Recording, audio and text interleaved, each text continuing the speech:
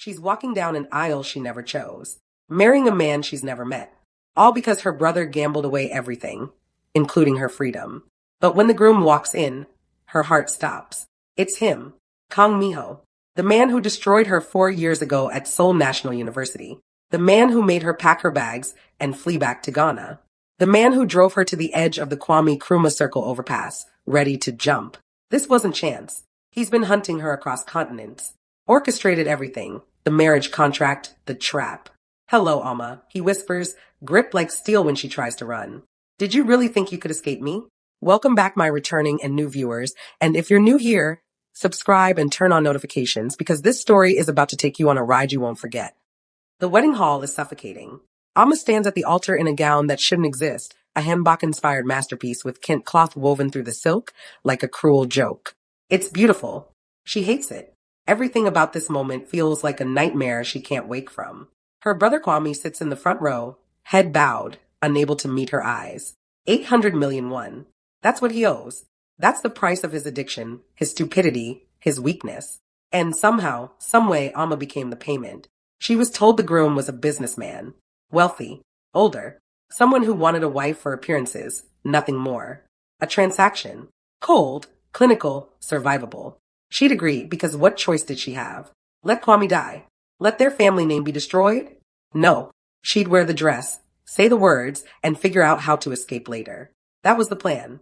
But plans mean nothing when the devil walks through the door. The door's open.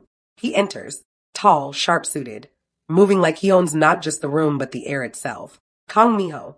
Her heart doesn't just stop, it shatters. Every piece of her that she'd carefully glued back together over 4 years explodes into dust. No, this can't be real. This can't be happening. But it is. Because when his eyes find hers across the room, they don't hold surprise. They hold victory. Alma's legs move without permission. She turns, tries to run, but she doesn't make it 3 steps before his hand closes around her wrist. The grip is iron, unyielding, familiar in the worst way. Hello, Alma, he says, voice low and smooth, like honey laced with poison. Did you really think you could escape me?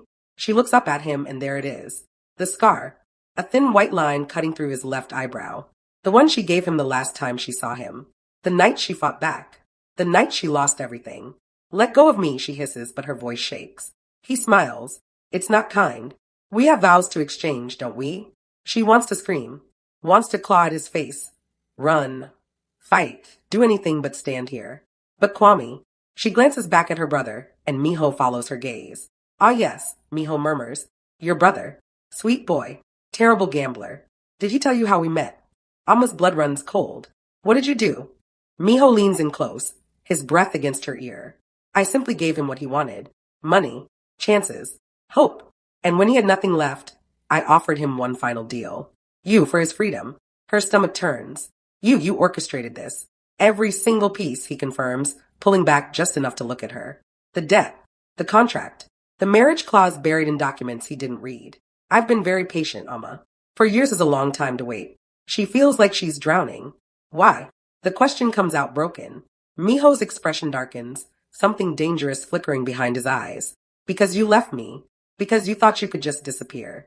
Because I told you once that you were mine, and I meant it. The officiant clears his throat nervously. Miho releases her wrist only to offer his arm, a mockery of tradition. Shall we? Alma looks around the room. Guards at every exit. Kwame, pale and shaking. No way out. Not yet.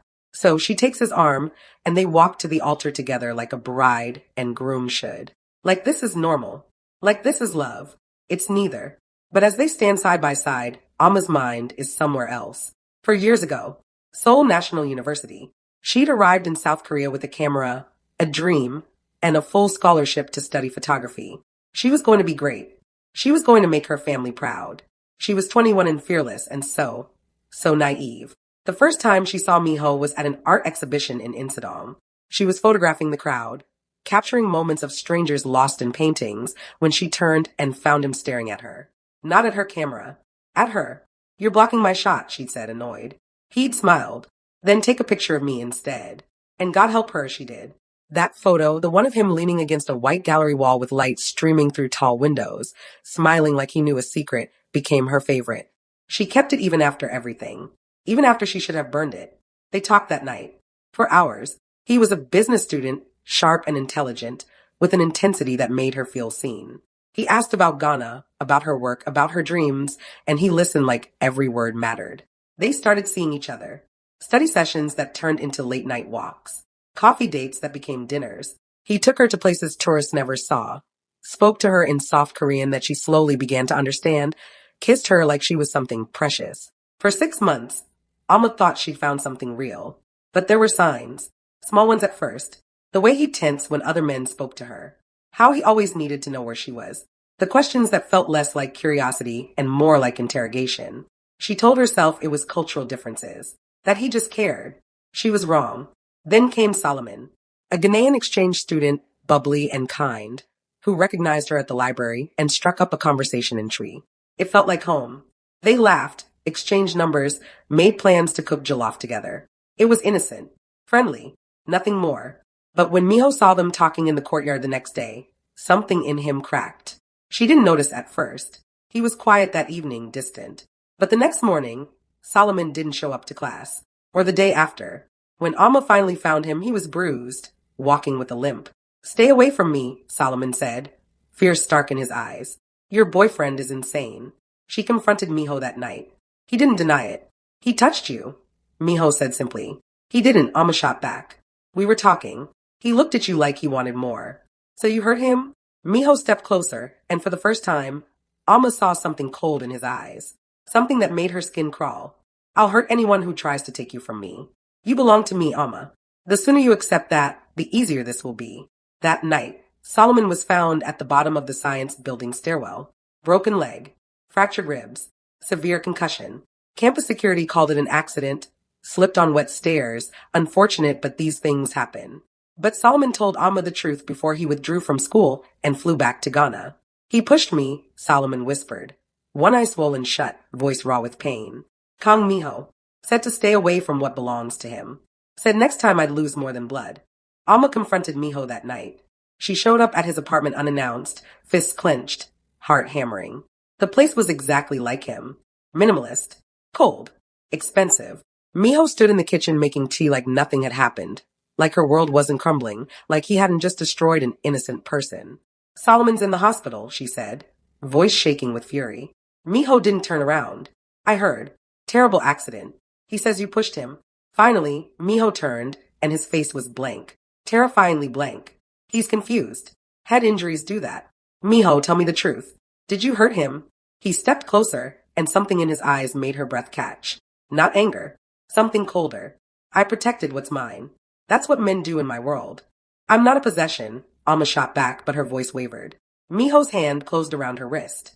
Not violent, but firm. Unshakable. "Yes, you are. You became mine the moment I decided you were. The sooner you accept that, the easier this gets." Alma yanked her arm away, stumbling back. "We're done. I'm done." Miho smiled, but it didn't reach his eyes. It was the smile of someone who'd already won. "You don't get to decide that." Alma should have run then. Should have gone straight to the airport, booked the first flight to Accra, and never looked back. Instead, she went back to her dorm, packed her camera equipment, and told herself she had time. Time to graduate. Time to salvage something from the wreckage. She was catastrophically wrong. What happened next made Solomon's accident look like mercy. It started small. Her scholarship application for renewal was mysteriously denied. Budget cuts, they said. Nothing personal.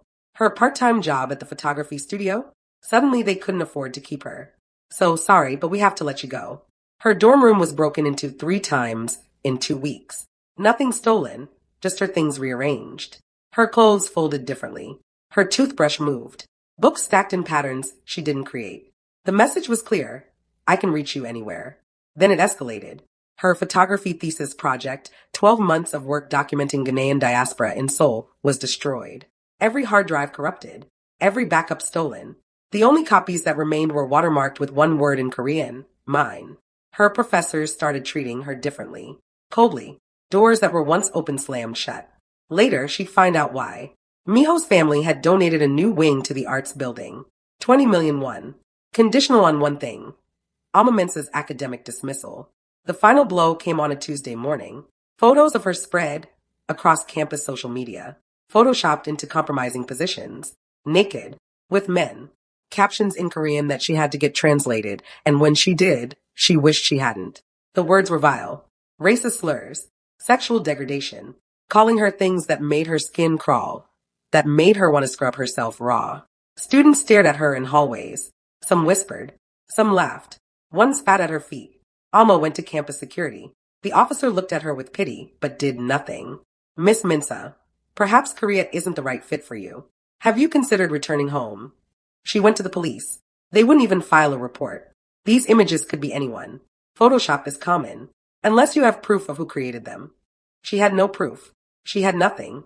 Everyone knew. Nobody helped. Because everyone knew who Kang Miho's family was. Everyone knew what happened to people who crossed them.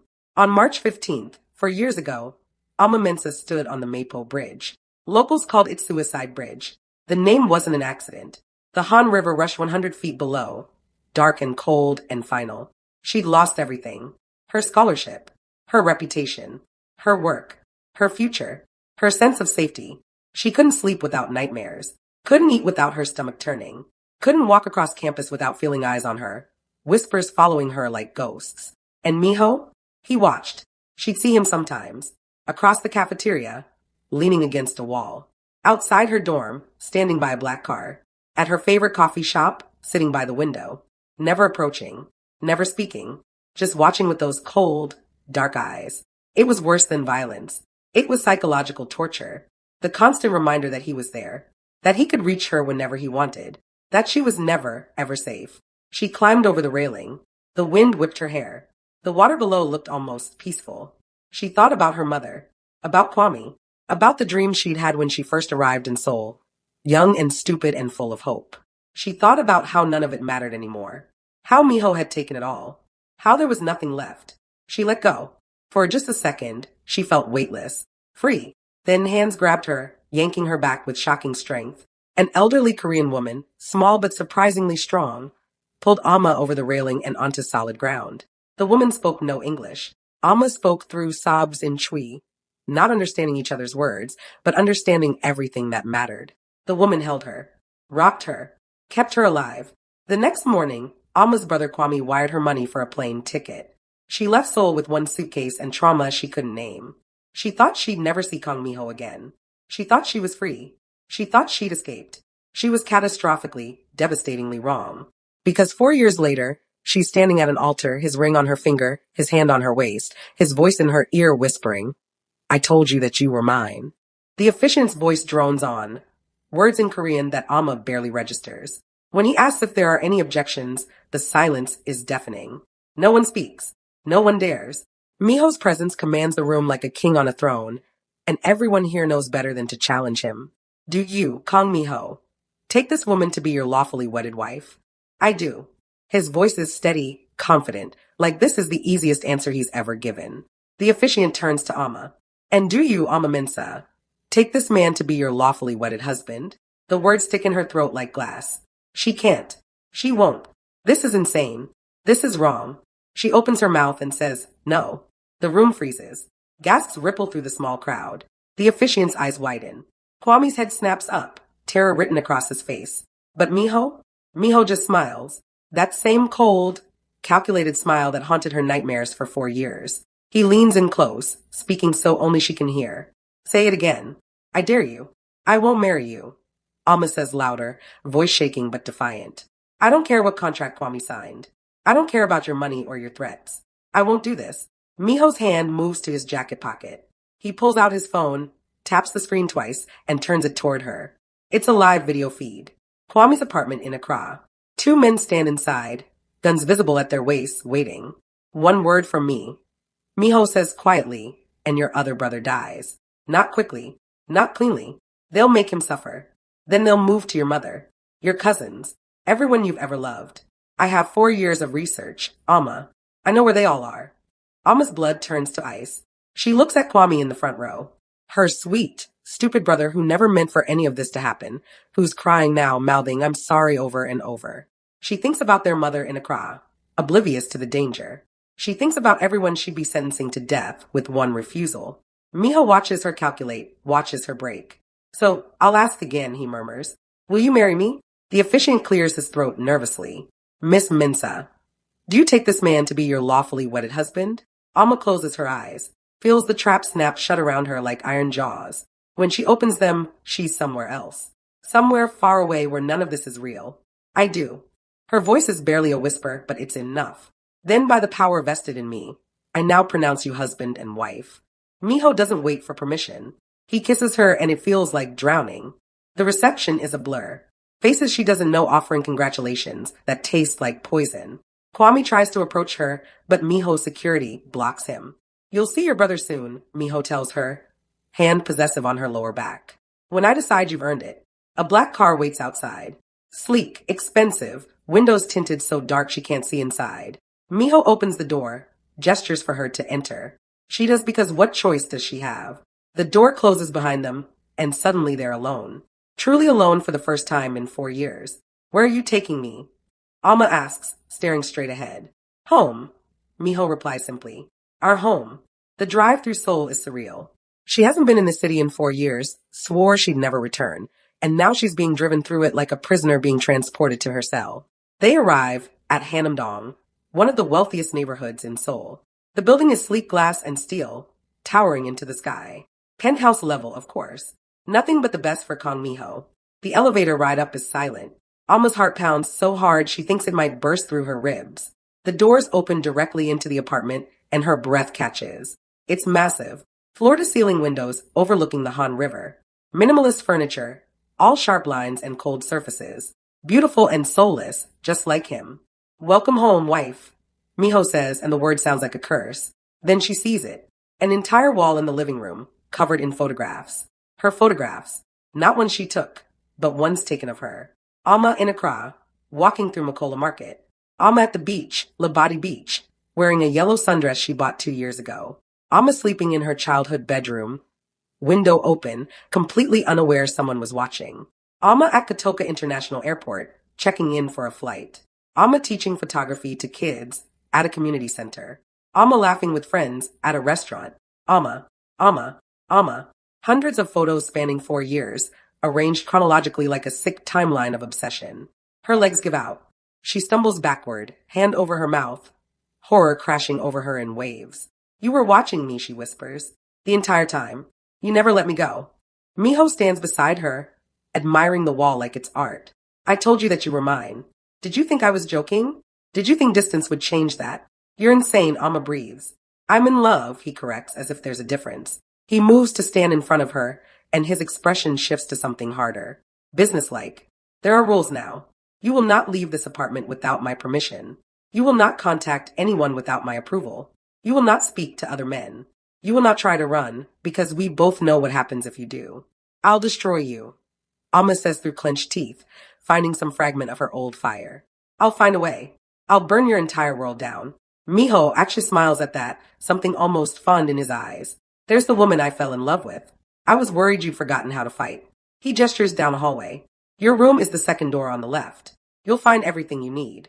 My room, she echoes bitterly. Not yours. I'm not a monster, Alma. I won't force myself on you. He pauses, something dark flickering across his face. Yet. He leaves her standing there, and she hears a door close somewhere deeper in the penthouse. Alma walks to the second door on the left on shaking legs. Opens it. The room is beautiful. King-size bed with silk sheets. Attached bathroom with a massive tub. But when she tries the door after stepping inside, it locks from the outside. She's trapped. She moves to the closet, desperate for something familiar, and stops dead. It's full of clothes. Her size. Her style. Dresses she would have chosen herself. Shoes that would fit her perfectly. Pajamas in the soft cotton she prefers. Underwear in the exact cut and brand she always buys. Everything tailored to her down to the smallest detail, like he's been studying her for years. Which, she realizes with creeping horror, he has. Alma sinks to the floor of the closet, surrounded by evidence of his obsession, and refuses to cry. She won't give him that. Won't break. Not yet. Not ever. But as she sits there in the dark, she knows one thing with absolute certainty. This is only the beginning.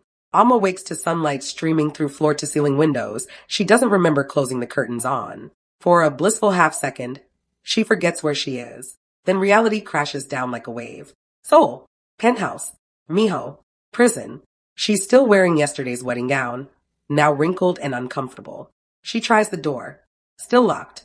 Of course it is. The bathroom is stocked like he knew she was coming. Her brand of toothpaste. The specific face wash she uses. The one that's hard to find outside Ghana. Shea butter from a Accra-based company she orders from online. Hair products for her specific curl pattern. Sanitary pads in the exact brand and size. Even her prescription allergy medication. Perfectly up to date. It's not just planning. It's surveillance. Study. Obsession taken to a level that makes her skin crawl. She showers because she needs to wash yesterday off her skin. Changes into jeans and a simple shirt from the closet because she refuses to stay in that dress a moment longer. When she emerges, she tests the door again. This time it opens. She steps into the hallway cautiously, half expecting an alarm or guards. There's nothing, just silence and the faint smell of coffee. She follows it to a dining room where Miho sits at a table set for two. He's in casual clothes, reading something on a tablet, looking completely at ease. Like this is normal. Like he didn't just kidnap his wife. Good morning, he says without looking up. I hope you slept well. Alma doesn't respond. She stands in the doorway, arms crossed, radiating hostility. Miho finally glances up, and something almost soft crosses his face. Sit. Eat. You must be hungry. The table is laden with food. Korean dishes and Ghanaian ones. Wache. Kelaweel. Red. Things she hasn't had since leaving Accra, prepared perfectly. Her favorite breakfast foods, laid out like an offering. It makes her furious. I'm not hungry, she says coldly. You haven't eaten since yesterday morning, Miho replies, setting down his tablet. Sit down, Alma. Don't tell me what to do. I can force you, but I'd rather not. Please, sit. She doesn't move. They stare at each other across the room, wills clashing silently. Finally, Miho sighs. Your brother called this morning. Wanted to make sure you were all right. Alma's resolve cracks. Let me talk to him. Eat first. Let me talk to my brother. After you eat. It's manipulation, plain and simple, and they both know it. But Alma is desperate. She sits, takes a piece of Kelaweel just to spite him with how little she'll consume. Chews mechanically, tasting nothing. Miho watches her with something uncomfortably close to satisfaction. I can have your mother flown here if you'd like. She could stay in one of the guest rooms. Stay away from my mother, Alma snaps. I'm offering kindness, not a threat. Everything you do is a threat. Miho's jaw tightens, but he doesn't argue. He picks up his phone, dials, and hands it to her. Alma snatches it. Hears Kwame's voice on the other end, small and afraid. Alma, are you okay? Did he hurt you? I'm fine, she lies, because what else can she say with Miho sitting 3 feet away, listening to every word? Kwame, why didn't you tell me? Why didn't you warn me? Her brother's sob breaks her heart. I didn't know it was him. I swear I didn't know. He used a different name, worked through intermediaries. I only found out yesterday morning when they told me who you'd be marrying. I tried to stop it, tried to get to you, but his people wouldn't let me near the venue. Alma, I'm so sorry. I'm so sorry. It's not your fault, she says, even though part of her wants to scream that it is. Miho holds out his hand for the phone. The call isn't over, but his expression says it is. Alma reluctantly hands it back. Miho speaks briefly in Korean, then ends the call. He really didn't know, she asks quietly. No, I made sure of that. The reveal needed to be impactful. You're a monster. I'm your husband, he corrects, and the word still sounds wrong. They sit in tense silence. Alma forces herself to eat more, if only because she'll need strength to survive this, to escape, to fight.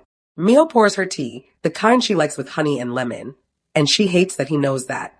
Hates that he knows everything about her while she knows so little about him beyond the nightmare he became. Then it happens. Miho reaches for his coffee cup and misses. His hand trembles, knocking the cup over. Coffee spills across the white tablecloth, but Miho doesn't seem to notice. His eyes glaze over. Miho, Alma says, uncertain. He doesn't respond. His whole body goes rigid, then starts convulsing. He falls from his chair, hitting the floor hard, seizing violently. Alma freezes in shock for a precious second before her instincts kick in. She drops beside him, trying to remember first aid training. Turn him on his side. Protect his head. Don't restrain him. Help, she screams, not knowing if anyone else is even in the apartment. Someone help.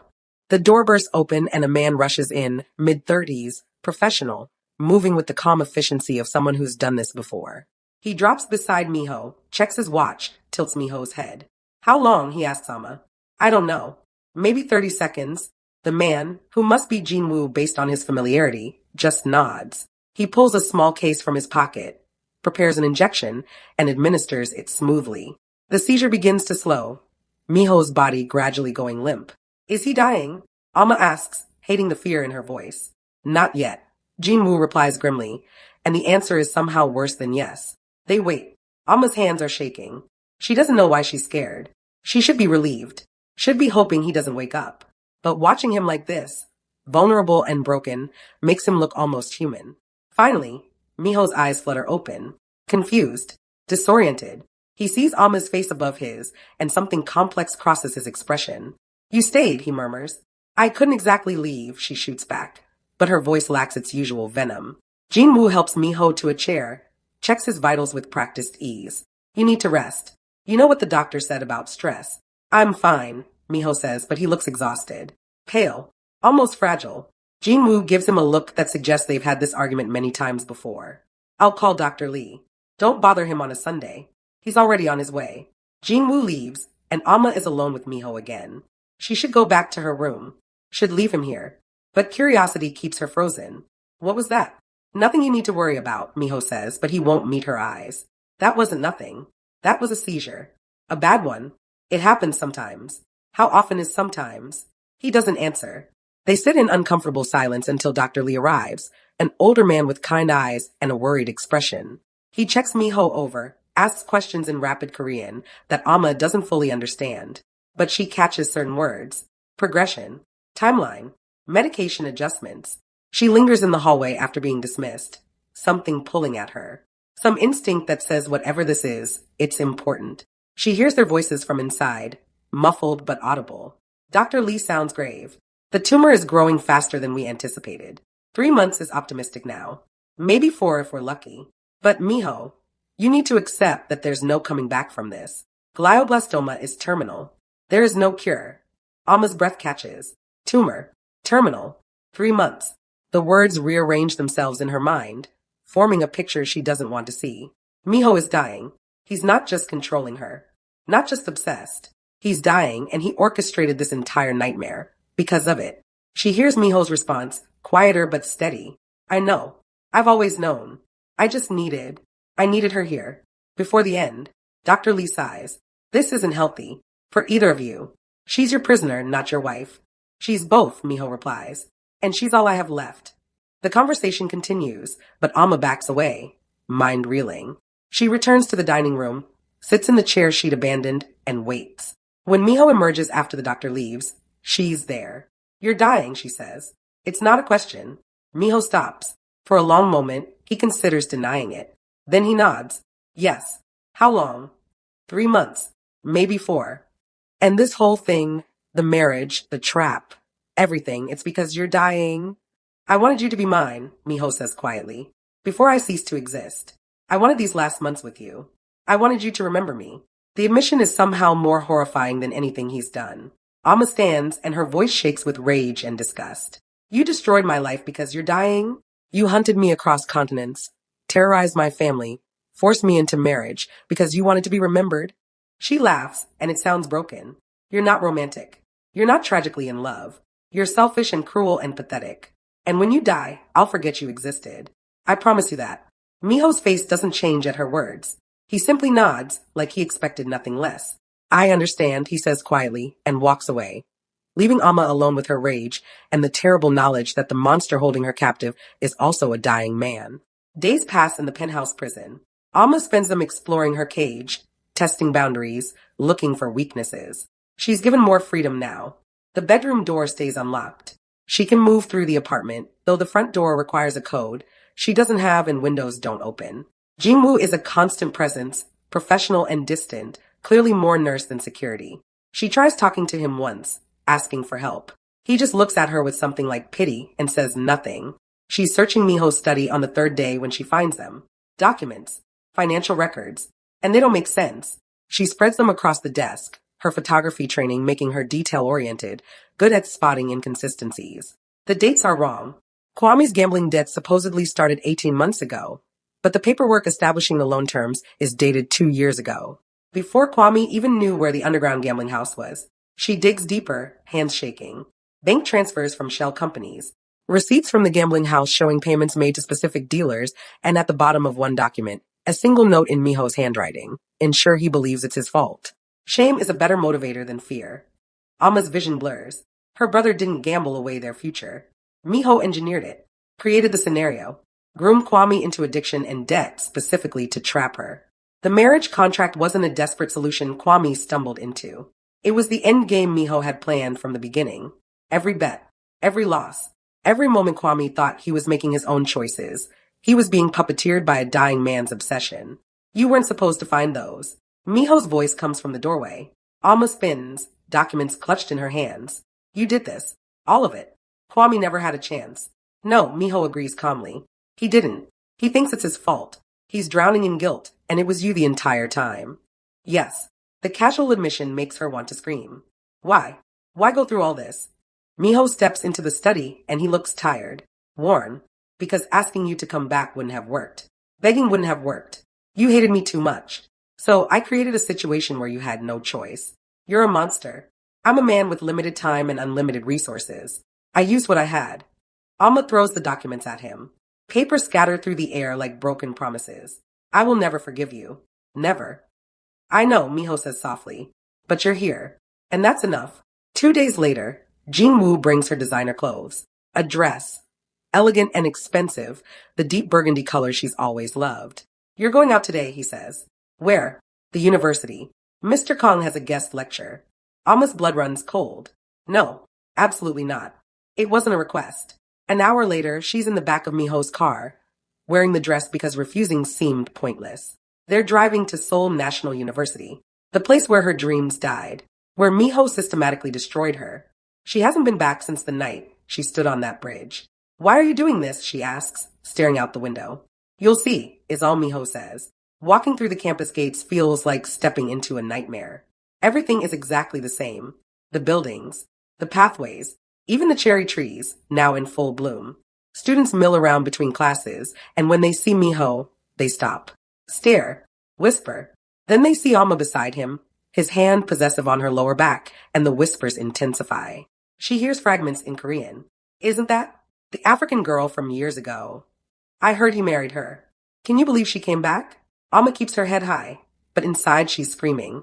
This is deliberate. Public humiliation disguised as reintroduction. Miho is parading her like a trophy, showing everyone that he won. That the girl who tried to escape is now his wife. They reach the business school lecture hall, and it's packed. Students, faculty, even some visiting professionals. Miho is a guest lecturer today on international business strategy. Alma is seated in the front row on display. When Miho begins speaking, something shifts. She's forced to watch him command the room with intelligence and charisma.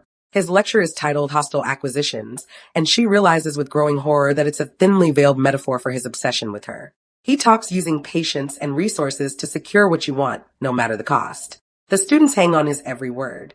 Some take notes furiously, and Alma sits there understanding that he's literally describing how he captured her, and no one else in the room knows it. She sees, in this moment, why she once loved him. The brilliance, the confidence, the way he makes complex ideas sound simple. For years ago, she sat in a room like this and watched him present and thought he was extraordinary. She wasn't wrong. He is extraordinary, extraordinarily dangerous. After the lecture, instead of leaving, Miho takes her hand and leads her through campus. She knows where they're going before they arrive. The arts building, 3rd floor, the photography studio that used to be hers. Miho opens the door and Alma's breath stops. It's preserved exactly as she left it. Her photos still pinned to the walls. Her equipment on the shelves. Even her half-finished coffee cup sits on the desk, now long cold and moldy. I kept it, Miho says quietly. No one else has used this space in 4 years. Why? Alma whispers. Because I come here sometimes. To remember you. To see the world through your eyes. He walks to a particular photo. One she took of the Han River at sunset. This one was my favorite. The way you captured light. You made everything beautiful. Even things that shouldn't be. Alma is shaking. This is worse than anger. Worse than violence. This is proof that his obsession runs deeper than she imagined. A knock on the door startles them both. Professor Kim, older now but still familiar, stands in the doorway. Her eyes widen when she sees Alma. Is it really you? Alma can only nod. Professor Kim approaches cautiously, like Alma might disappear. I saved some of your work. Your thesis drafts, some prints that weren't destroyed. I knew what happened, even if I couldn't stop it. I'm sorry I couldn't help you then. She hands Amma a USB drive. Everything's here. Amma takes it with trembling hands, and she expects Miho to object, to take it away. But he doesn't. He just watches, something unreadable in his expression. Professor Kim leaves after a brief, meaningful look that says she understands more than she's saying. When they're alone again, Miho speaks. I can restore your name, your reputation, your career. I can make sure every institution that turned its back on you knows they were wrong. I can give you back everything I took. In exchange for what? Alma asks bitterly. 3 months. A real marriage. Not just coexistence. I want you to try. To give me what time I have left. And when I die, everything is yours. Your freedom. Your legacy. Your brother's debt erased. Your family protected. Everything. And if I refuse, Miho's eyes harden. Then I'll make sure that every piece of your work, every photograph, every trace of Amma Mensa the artist disappears forever. You'll die forgotten. Just like me. The thread hangs between them, cruel and calculated. Amma looks around the preserve studio, thinks about the USB in her pocket, about Kwame's manufactured guilt, about 3 months with a dying man who destroyed her and claims it was love. You're giving me the same choice you always give me, she says quietly. No choice at all. The family dinner is announced 2 days later. Amma doesn't want to go, but Miho insists. My uncle needs to meet you officially. It's expected. I don't care what's expected. You will care, Miho says quietly, when you meet him. There's a warning in his tone that makes Amma's skin prickle. She's dressed in another carefully selected outfit, traditional Korean with subtle Ghanaian touches, and she hates how much thought went into making her presentable, acceptable, like she's a possession being shown off. The Kong family estate is massive, old money wrapped in traditional architecture and modern security. They're led to a private dining room where a man in his 50s sits at the head of the table. Kong Jae-sung, Miho's uncle. He looks at Amma the way someone might look at a stain on expensive carpet, with disgust and the desire to remove it. So this is the African, he says in Korean, not bothering with introductions. His tone makes the word sound like a slur. Amma understands more Korean than most people realize. For years away didn't erase what she learned. She meets his gaze steadily, refusing to flinch. Miho's hand finds hers under the table, a warning or support, she can't tell which. Uncle, this is my wife, Amma. Your mistake, you mean, Jae-sung corrects. He switches to English, heavily accented but clear. Tell me, girl, what did you do to bewitch my nephew? What tricks did you use? No tricks, Amma replies coolly. Just existed. Apparently that was enough. Jae-sung's eyes narrow. You have a sharp tongue for someone in your position. And what position is that? Wife? Prisoner? Both. The temperature in the room drops. Miho's grip on her hand tightens in warning, but Amma is done being quiet. Done being ashamed. If she's going to be paraded around like a trophy, she'll at least have teeth. You think you're clever, Jae-sung says slowly, but you're just another woman who doesn't know her place. In our world, in our culture, you are nothing. A foreigner. An outsider. Worse, you are black in a country that barely tolerates your kind. You will never be accepted. Never be respected. You are a stain on the Kong name. The words are designed to wound, and they do. But Amma has survived worse than this man's racism. She survived Miho. Then I suppose it's fortunate, she says evenly, that I don't need your acceptance. Or your respect. I only need to outlive your nephew. Which, given his condition, shouldn't take very long. The silence that follows is deafening. Jae-sung's face flushes with rage. Miho goes completely still beside her. You dare, Jae-sung starts. I dare, Amma interrupts. Because what exactly can you do to me that hasn't already been done? I've been destroyed, hunted, trapped, and forced into marriage with a dying man. Your disapproval is hardly my biggest concern. Dinner proceeds in hostile silence. Courses come and go, expensive and artfully presented, and Amma tastes none of it. When they finally leave, Miho is quiet in the car. Dangerously quiet. That was reckless, he finally says. That was honest. My uncle is not a man you want as an enemy. Too late for that, I think. Miho turns to look at her, and his expression is complicated. He will try to kill you now. You understand that, don't you? The next morning, Miho summons her to his office. Jae-sung is on speakerphone, his voice sharp with demand. Annul the marriage. Now, before this becomes a bigger problem. No, Miho says simply. She is a liability. A foreign liability. The family cannot afford the scandal, the weakness this displays. You married beneath you in every possible way. I married who I chose. You married your obsession, and it's making you weak. The board is questioning your judgment. Investors are nervous. This woman is destroying everything we built. Then let it be destroyed, Miho replies calmly. I don't care. You don't care? You spend your entire life building this empire, and you throw it away for some African girl who doesn't even want you. Yes, the single word hangs in the air. Jae-sung's voice drops to something colder. Then I will remove the problem myself. If you won't protect the family, I will. The call ends. Miho looks at Amma, and his expression is grim. You need to understand what that means. My uncle doesn't make idle threats. He will send people, professionals, and they will kill you. So let them, Amma says bitterly. Maybe that's the exit I've been looking for. Something dangerous flashes in Miho's eyes. No, you don't get to die. Not yet. Not before me. He calls Jinwoo, issues rapid instructions in Korean. Within an hour, the penthouse security is tripled. Armed men at every entrance. Cameras everywhere. Amma can't move through the apartment without being watched. I don't want this, she protests. I don't care what you want. I care that you stay alive. Why? So you can keep your prisoner a little longer. Because you're mine, Miho says, and the possessiveness in his voice is absolute. And what's mine doesn't get taken by anyone else. Not even death. 3 days later, a new maid arrives. Young, nervous, recommended by an agency Miho's family has used for years. She brings Amma tea in the afternoon, something herbal and fragrant. Amma is tired, worn down by the constant surveillance and tension. She drinks it without thinking. The taste is slightly off, bitter beneath the sweetness, but she's halfway through the cup before alarm bells ring. Her vision blurs. The room tilts. She tries to stand and collapses instead. Jinwoo finds her minutes later, unconscious on the floor, the maid gone. He moves with terrifying efficiency, checking her pulse, forcing something down her throat that makes her vomit violently. Activated charcoal. He's saving her life while she's barely conscious. Miho arrives like a storm, and Amma has never seen him like this. Pure rage, uncontrolled, terrifying. Where is she, he demands. Jinwoo gives him a location, and Miho is gone before Amma can process what's happening. She wakes in her bed hours later, for in her arm, Jinwoo monitoring her vitals. The tea was poisoned, he explains clinically. Aconite. Enough to kill you within an hour if I hadn't found you. The maid, Mr. Kong, is handling it. The coldness in his voice tells her everything. Miho returns near midnight. There's blood on his shirt cuff, small spots he hasn't noticed. He sits beside Amma's bed and his hands are shaking. I should have known. Should have screened her better. If Jinwoo had been 30 seconds later, but he wasn't, Amma interrupts, her voice rough. My uncle paid her, Miho says quietly. 50 million won to poison you. She has a sick mother, needed the money desperately. He exploited that.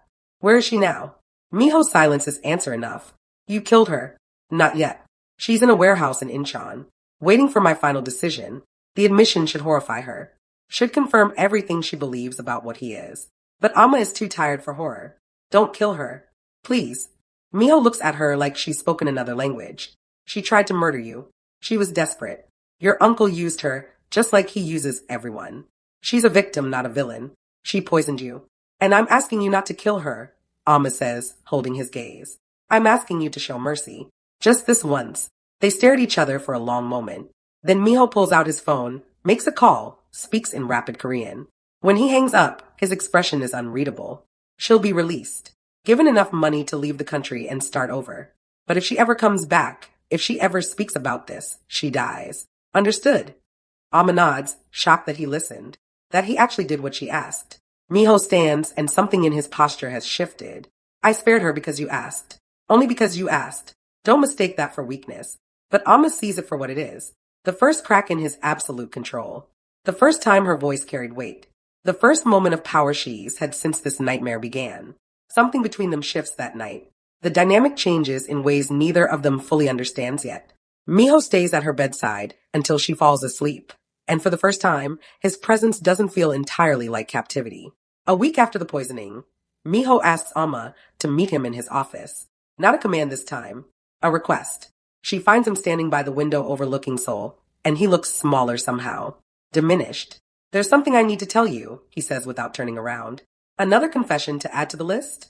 Amma asks bitterly. The most important one. He finally faces her, and his expression is raw. Vulnerable in a way she's never seen. I don't just want you here to be mine before I die. I want your help to destroy everything I've built. The Kong Syndicate. The Empire. All of it. I want to burn it to the ground. Amma stares at him, certain she's misheard. What? My uncle will take over when I die. He'll expand the worst parts of what we do. Human trafficking. Weapons. Things even my father wouldn't touch. I've spent my life building this empire, and I won't let him have it. I want it destroyed, and I need you to help me do it. Why would I help you? Because if you don't, Jae-sung will kill you the moment I'm dead, and Kwame, and anyone else you care about. I'm the only thing standing between your family and execution. Help me dismantle this, and I'll ensure you're all protected. Forever. The truth of it settles over Amma like a weight. She is trapped not just by Miho, but by the empire surrounding him. Without his protection, she's already dead. She just doesn't know it yet. If I agree, she says slowly, Kwame's debt is cleared. Completely. And he's protected no matter what happens. Done. Miho says instantly. I'd burn Korea to the ground if you asked me to. The statement should sound like hyperbole, but coming from him, it sounds like a promise. Amma is shaken by the sincerity in his voice, by the realization that his obsession runs so deep he'd destroy his own legacy for her.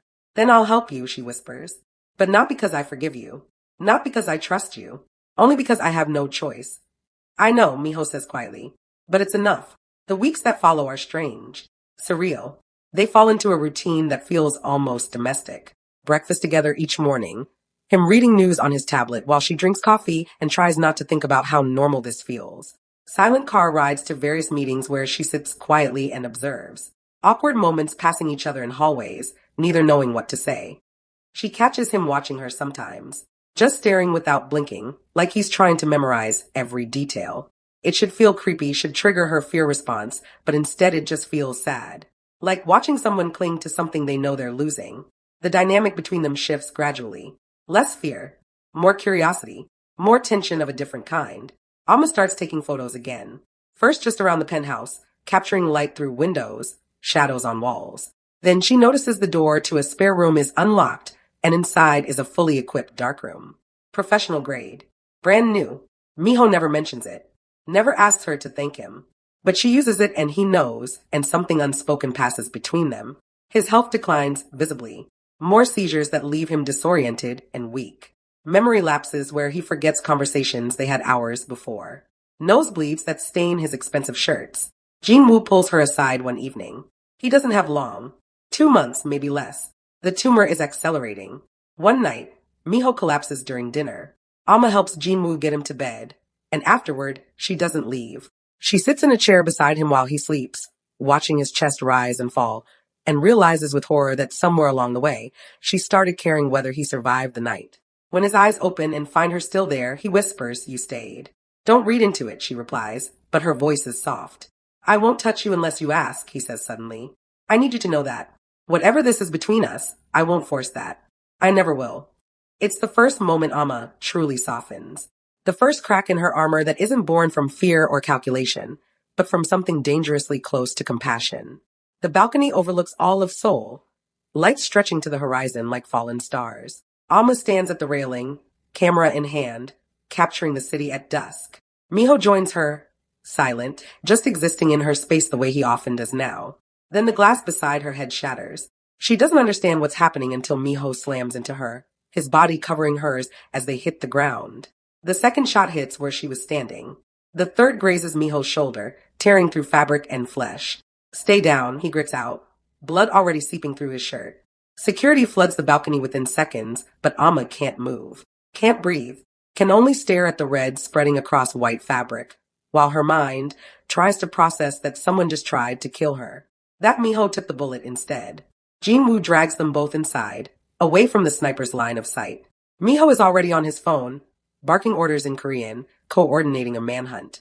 But Amma can't hear any of it over the roaring in her ears. "You're bleeding," she says stupidly, hands shaking. "It's nothing.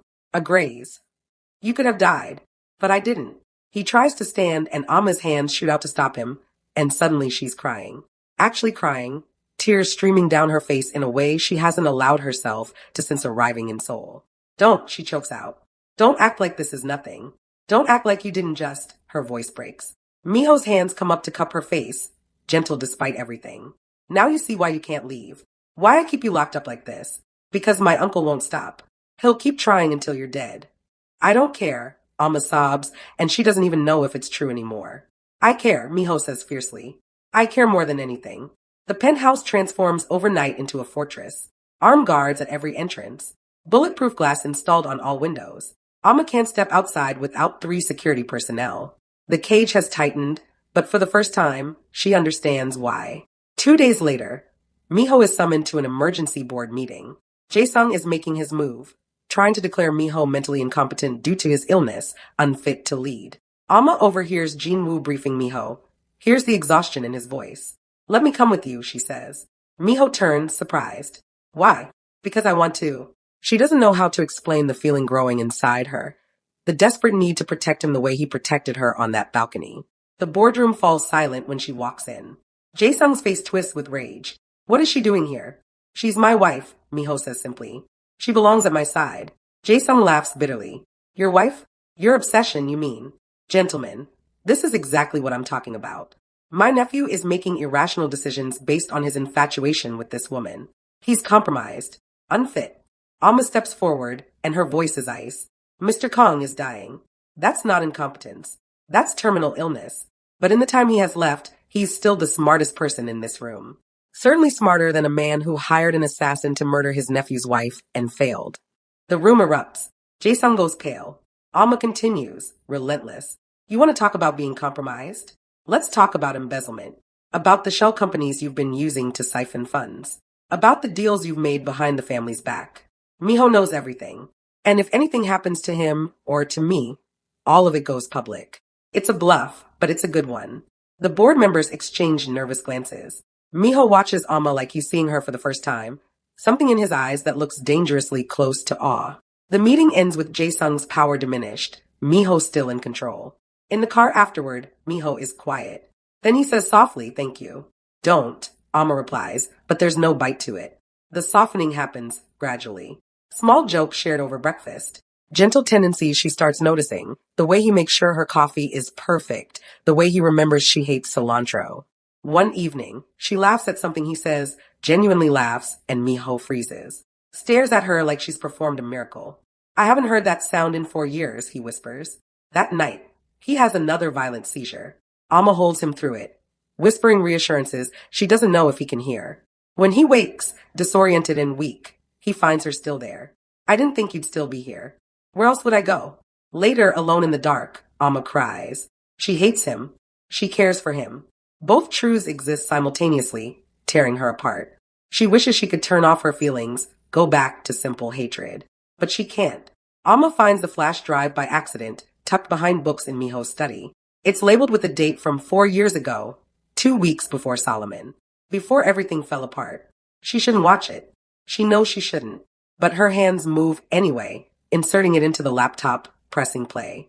The footage is grainy, security camera quality. It shows Miho in what looks like his father's office, younger, less hardened. And he's arguing with an older man who must be his father. She can't hear the audio, but she sees Miho's face. Sees the fear there, the resistance. Then his father says something that makes Miho go completely still, and the older man leaves. Miho sits alone in that office for 20 minutes, head in his hands, and Alma recognizes that posture. It's despair. The video cuts to another angle, another day. Miho watching her from across campus, and the look on his face isn't possessive. It's desperate. Like she's the only thing keeping him tethered to humanity. When Miho comes home that evening, Alma is waiting. I found your flash drive, she says. He stops, sees the laptop, and understanding crosses his face. Alma, tell me the truth. All of it. No more lies. He sits down heavily, and for a long moment he's silent. Then he begins. You think I turned on you because Solomon existed. That's not the full truth. It started earlier. 2 weeks before Solomon. You were planning to go home to Ghana for the summer. 3 months away from Seoul. From me. And I couldn't handle it. His voice is raw, stripped of all pretense. My father had just announced I'd be taking over certain family operations, which meant my first official kill was scheduled for June. A man who'd betrayed us. Father said it would make me a man. I was terrified. Not of the killing, I'd been trained for that. Terrified that once I crossed that line, I'd become him. My father. The monster. And you were the only thing keeping me human. So you destroyed me to save yourself? Alma's voice is hard, unforgiving. I destroyed you because I panicked. Thought if I pushed you away, made you hate me, it would hurt less when you inevitably left. When you saw what I really was. He stands, paces, unable to meet her eyes. The day Solomon talked to you in the courtyard, I'd just come from meeting my father. He'd moved up the timeline. The kill was happening that night. I was supposed to meet you after. Take you to dinner. Tell you I needed to postpone summer because of business school commitments. Instead, I saw you laughing. So easy, so light. With someone who wasn't carrying death in his pocket. And I thought, she's better off without me. Better off hating me than loving what I'm about to become.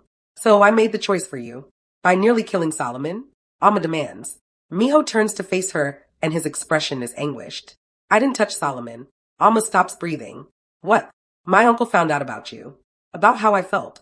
Saw it as weakness. He had his men push Solomon down those stairs.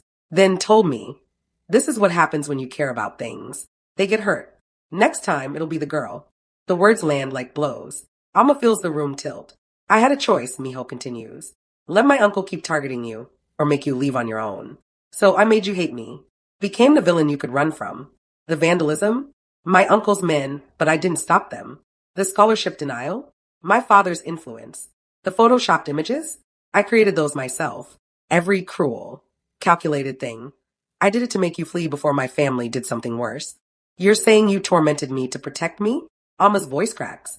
I'm saying I was a coward. I should have stood up to my family. Should have protected you properly. Instead, I chose the easy cruelty. Pushed you away so hard you'd never come back. Except you tried to end your life instead. He moves to the window, and his shoulders shake. I followed you that night. To the bridge. Saw you climb the railing. The old woman who pulled you back? I paid her. Stationed her there because I knew where you'd go. What'd you try? The admission steals Alma's breath. I watched from the car. Watched you break. Watched her hold you. And I wanted to run to you. Beg forgiveness. Tell you everything. But my uncle's men were watching me too. Making sure I finished the job. Making sure you left Korea. So I stayed in the car. Let you think you were alone. Let you fly home hating me. Because hate meant alive. And alive meant safe. Alma sits down because her legs won't hold her anymore. She realizes the tragic truth settling over her like a shroud. They both suffered. Both were manipulated. Both were victims of Jae-sung's long-term plan. The monster she thought Miho was partly manufactured by forces beyond his control. It doesn't excuse what he did. Doesn't erase the pain. But it complicates everything. She sits beside him silently. She doesn't forgive him. Not yet. Maybe not ever. But the hatred that sustained her for 4 years cracks permanently. Days later, Miho announces his final plan. He's calling a full council meeting, all syndicate heads, to expose Jae-sung's crimes and dismantle the organization from within. I'm coming with you, Alma says. Absolutely not. It's too dangerous. I don't care. I'm coming. Alma, you don't get to protect me from this. Not anymore. If we're burning it down, we burn it down together. Miho looks at her for a long moment, then nods. Together. The meeting is held in a warehouse in Incheon, neutral territory. Syndicate heads fill the space, dangerous men in expensive suits. Jae-sung sits at the head table, confident, unaware of what's coming. Miho begins presenting evidence, financial records, recorded conversations, proof of embezzlement and betrayal. The room erupts in chaos. Then Miho collapses. Not a seizure this time. Complete collapse. His body giving out under the stress and illness. The syndicate men see weakness, and like sharks scenting blood, they turn on him immediately. Alma moves before thinking. She steps in front of Miho's fallen body, facing down a room full of criminals. You want to talk about weakness? Jae-sung has been stealing from all of you for years. The proof is in the documents. He orchestrated attacks on Miho's wife to destabilize leadership.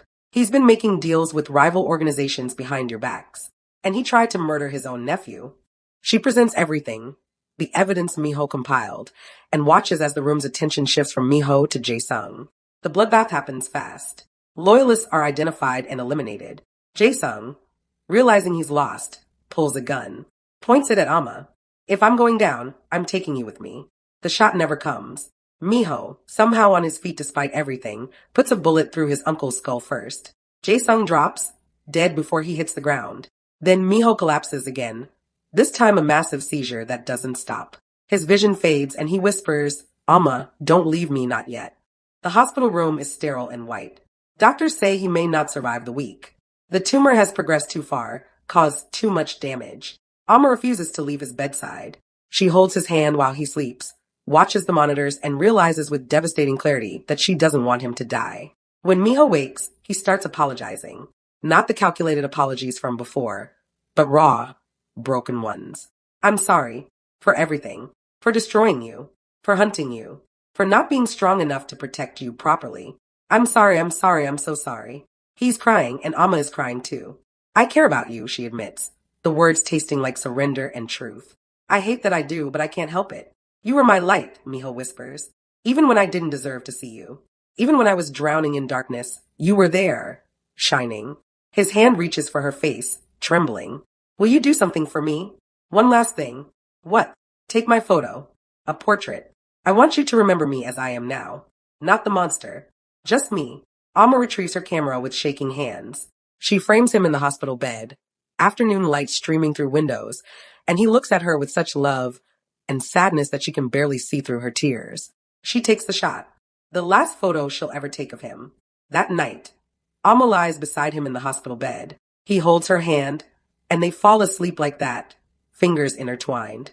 When she wakes in the morning, his hand is cold. He's gone, died peacefully in his sleep, the way he should have died months ago, if not for sheer willpower, keeping him alive. Alma screams. She breaks down on his chest, sobbing so hard she can't breathe. Jinwoo finds her like that, gently pulls her away, holds her as she collapses into grief for a man she should have hated, but learned to love too late. The will is read a week later. Miho left instructions to dissolve the entire empire. Money directed to charities. Assets liquidated. Kwame's debt cleared completely. Alma receives only the darkroom and the final portrait. With it, a note in his handwriting. Thank you for giving me 3 months. It was more than I deserved. Months pass. Alma returns to photography, pours her grief and complicated love into her work. She creates a new collection, exhibits it at a gallery in Seoul. The title is simple, 3 months. The photos document her time in the penthouse, Miho's declining health, moments of unexpected tenderness. The final photo is his portrait from the hospital. When people see it, they cry. They don't know the full story, but they feel the weight of it. Alma stands in the gallery, watching strangers experience her pain through images, and realizes she'll never forget him. The man who destroyed her, the man who saved her, the man who loved her in the most twisted, desperate way possible. Jinwoo appears beside her, hands her an envelope. He asked me to give you this, after everything was settled. Inside is a USB. Alma knows what it is before she plays it. She waits until she's home, alone in the darkroom he built for her.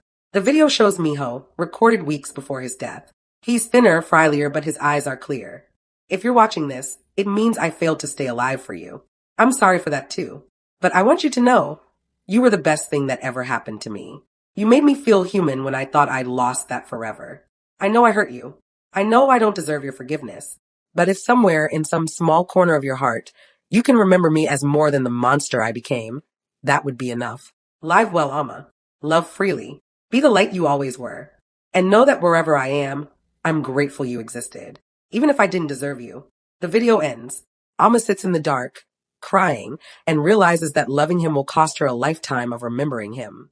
1 year later, she walks across Maple Bridge, the place where she almost died. The place an old woman saved her, paid by the man who would become her husband. The place her life changed forever. She stops at the railing, looks out at the Han River, and whispers to the wind. I didn't know that the man who destroyed me would be the same man who saved me in the end. And I didn't know that loving him would cost me a lifetime of remembering him. But I do remember.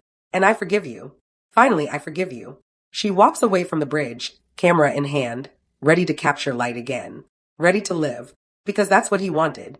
And despite everything, she wants to give him that. One last gift. Her survival. Her art. Her light, continuing in a world he no longer inhabits. And that's where Alma's story ends, or maybe where it truly begins. Sometimes the most complicated love stories are the ones that break us and remake us in ways we never expected. Alma learned that forgiveness doesn't mean forgetting, and that even the darkest obsession can hide a desperate, twisted kind of love. If this story moved you, broke your heart, or made you feel something deep, please hit that like button and let me know in the comments. Do you think Alma was right to forgive Miho in the end? Or are some actions simply unforgivable, no matter the reasons behind them? I want to hear your thoughts. Don't forget to subscribe and turn on notifications because I have more intense, emotional stories coming your way. Stories about love, betrayal, obsession, and redemption that will keep you on the edge of your seat. Share this video with someone who loves dark romance, complex characters, and stories that don't give easy answers. Thank you so much for watching. And remember, sometimes the person who destroys you is also the person who teaches you how to rebuild. Until next time, take care of yourselves and each other.